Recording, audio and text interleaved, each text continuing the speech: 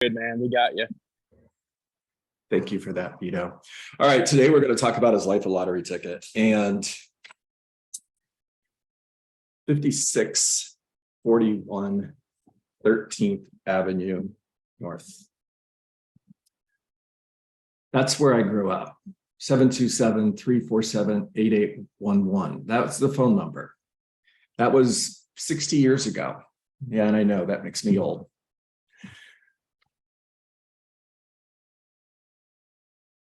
"60 years later, and I still see that house in my mind.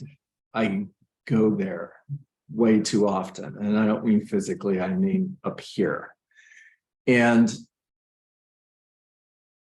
I grew up poor, but I didn't know that until I was maybe 8 years old, maybe 9 years old. The house that I grew up in, St. Petersburg, Florida, by the way, for those of you who may be in that area, 5641 13th Avenue North, go drive by it. A little 800 square foot home.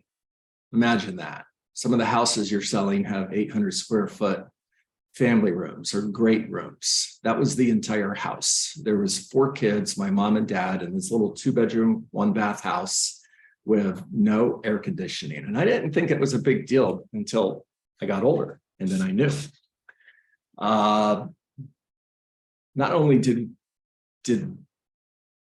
was I raised in a very poor home financially, it was a very poor home emotionally. The older I got, the more I understood that my parents were just freaking angry. They were angry at life, and they decided that they were going to take that out on me in physical abuse and mental abuse.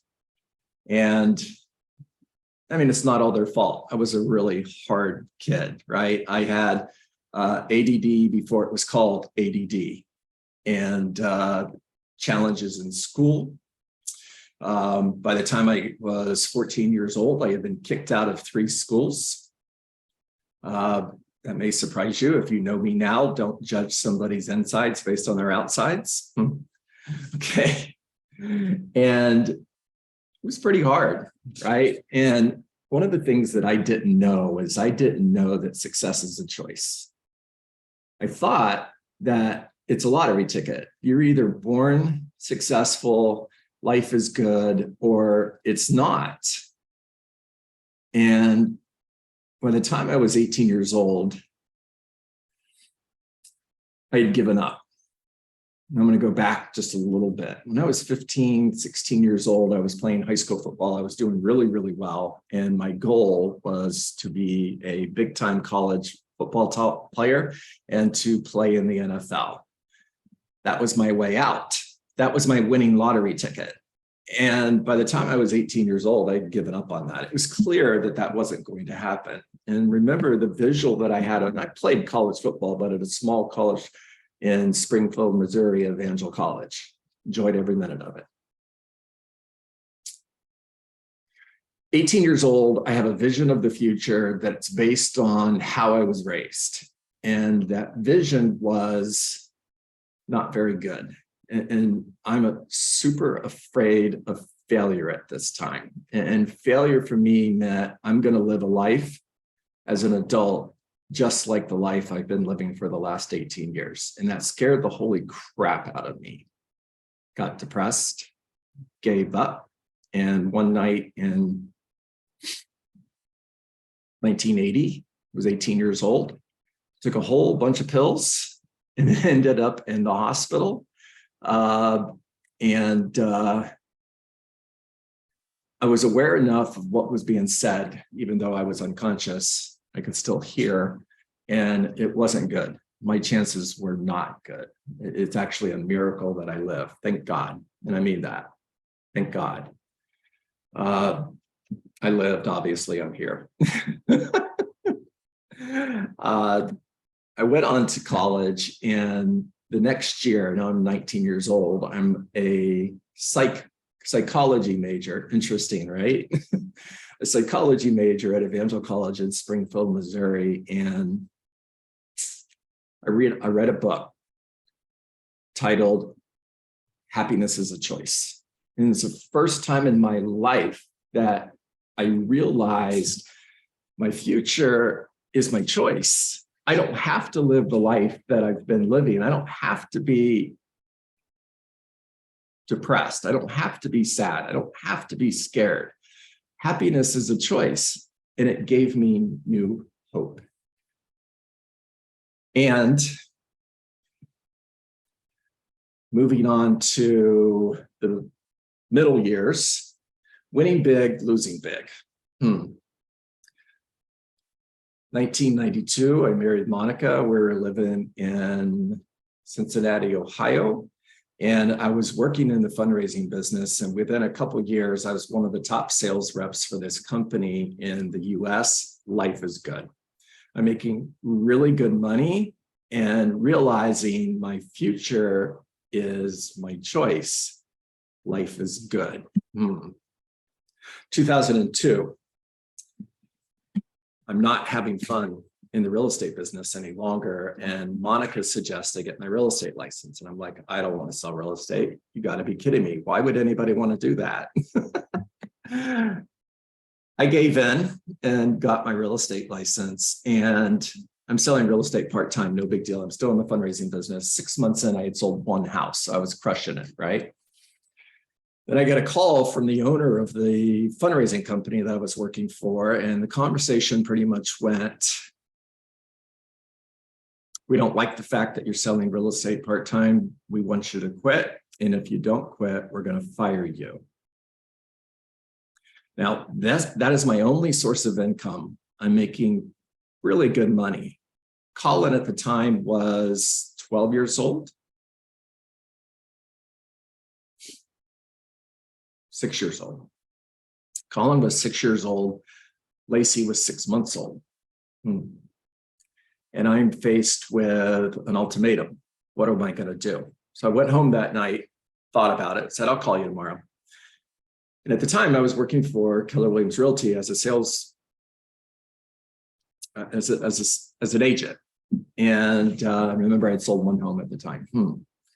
And that night I get an email that came from Gary Keller, and the title of the email was Let Go of the Rope. And it was sharing a story. And the story was about a man who was climbing a mountain in the middle of the night. Now, why anybody would do that, I have no idea, but it's part of the story, so we'll just go with it. And he's climbing this mountain and he falls. And he's got this rope tied around him that saves him from hitting the ground. But he's hanging there in the middle of the night, hanging onto this rope out of fear. Super important. Listen to this. He's hanging onto this rope out of fear. If he lets go of the rope, he's going to die. And he calls out for help, right? And the voice comes back and says, let go of the rope. It's like, why in the world would I do that? If I do, I'm going to die. Well, this went on for a while, and he didn't let go of the rope. He hung on to that rope out of fear.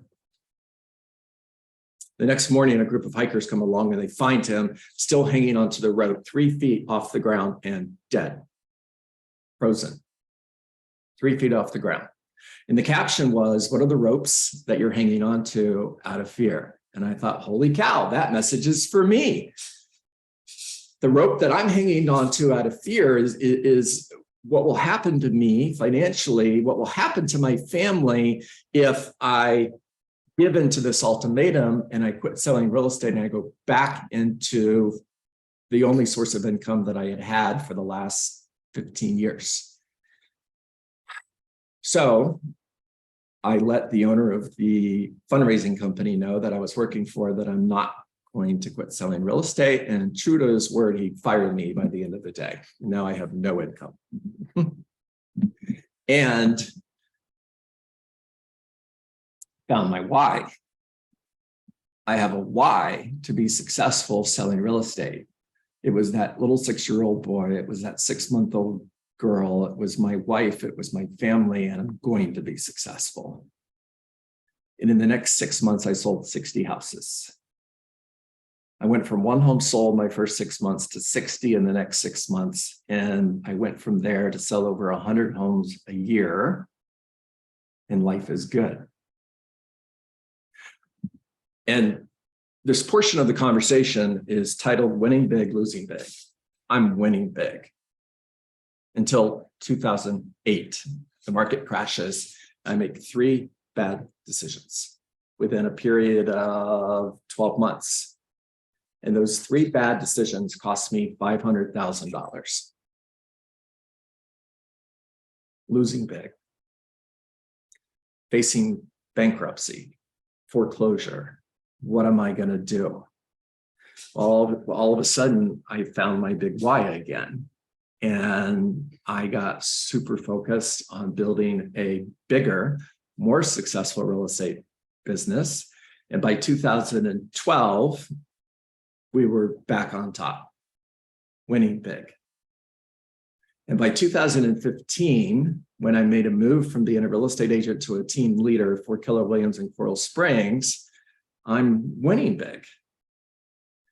And it's time to take another big leap of faith. And I quit my real estate business that was earning over $900,000 a year and became a team leader, paid, let's just say, a whole lot less than $900,000 within 8 days of making this decision. My daughter is diagnosed with non-Hodgkin's lymphoma.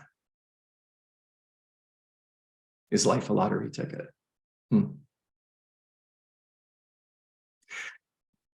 Financial loss that would happen in the next 12 months was not even in my sight. My only thought was helping my daughter beat cancer and live. Now, a year later, May of 2016, she was declared cancer-free. Praise God.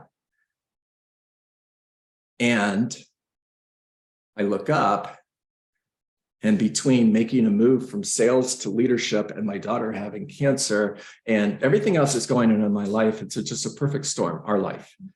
We're hundreds of thousands of dollars in debt again. 2017, filed bankruptcy, losing big. And by 2020, one of the top 25 market centers in the US out of over 900, we're doing really, really well and making really good money and winning big. Back on top. Is life a lottery ticket?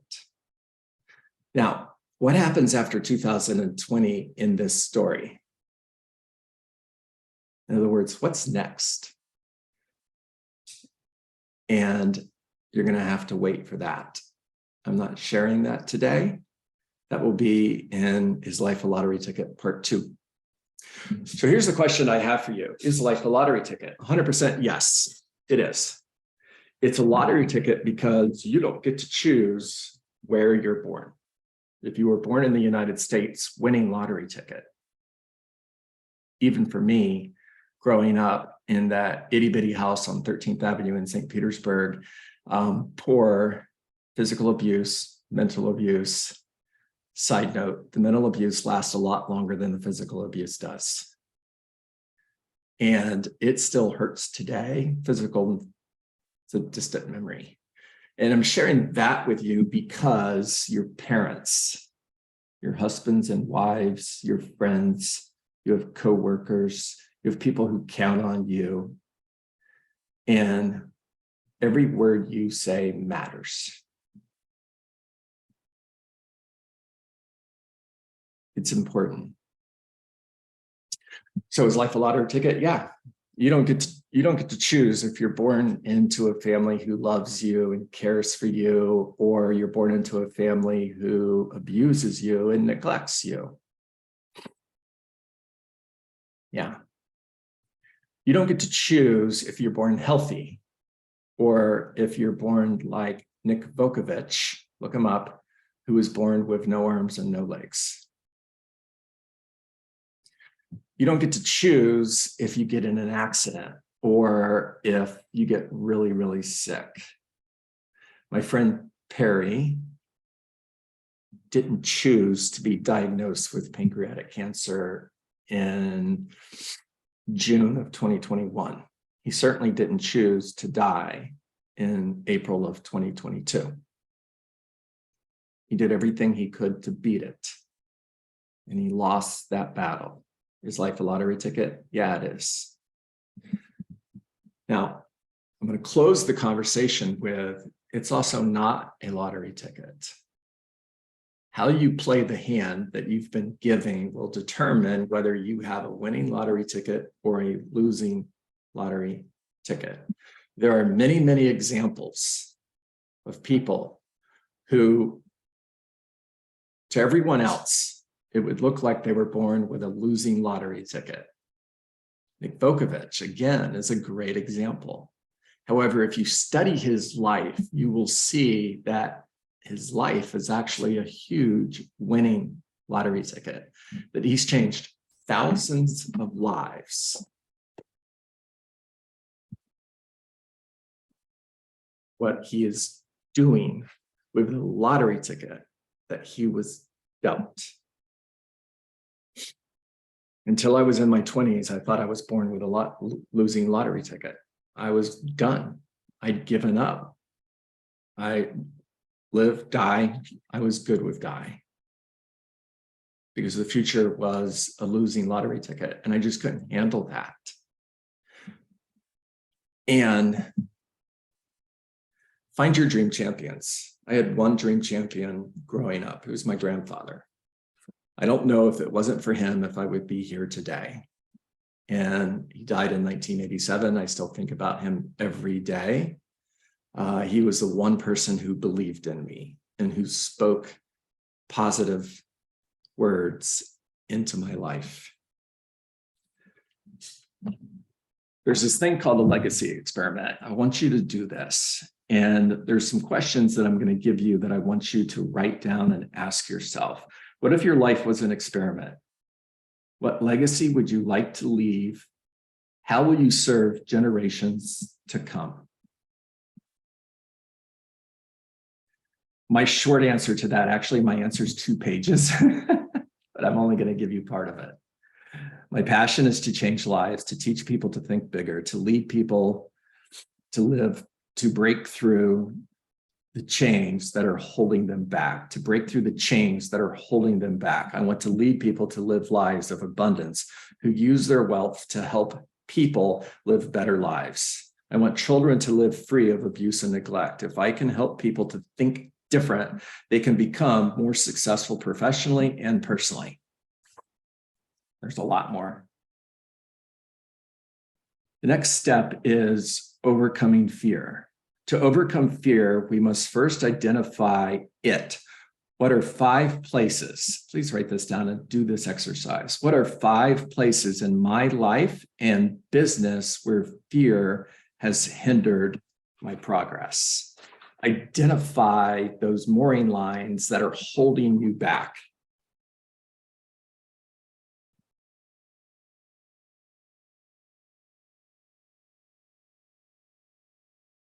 Okay, those would be obstacles. And in order to get where we want to be, we have to break through the obstacles. It's the goal model for coaching, grow model for coaching, excuse me. G, what is your goal? R, what is the reality? In other words, where are you right now? O, what are the obstacles? What's holding you back? And W, what is the way forward? What is your plan? What is the prescription that you are going to use in order to break through all of these obstacles so you can live the amazing life that you were born to live? Is life a lottery ticket? Yes. Is life a lottery ticket? No. Whether it is or it isn't depends on you. All right, talk to me. Just want to